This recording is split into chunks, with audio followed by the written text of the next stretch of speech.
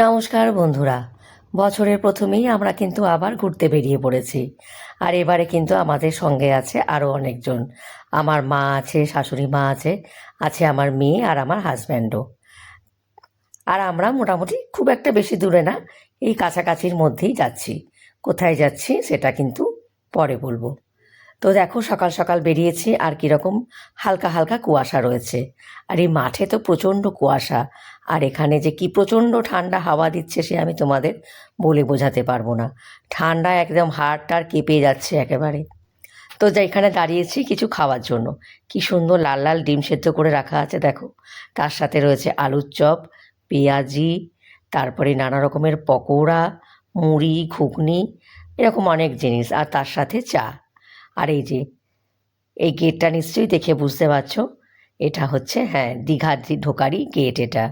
আমরা আজকে দীঘায় যাচ্ছি। একদিনের জন্য আমরা দীঘায় থাকবো, আর তারপরে সেখান থেকে চলে যাব আর একদিনের জন্য মন্দারমণিতে। দীঘাতে কিন্তু আমরা একটা হোটেল বুক করিয়ে এসেছিলাম, হোটেল রয়্যাল সি ভিউ। আমরা আগে থেকেই বুক করেই এখানে এসেছি, যেহেতু বয়স্ক মানুষদের নিয়ে আসছি তাই আগে থেকেই হোটেলটা আমরা বুক করে রেখেছিলাম।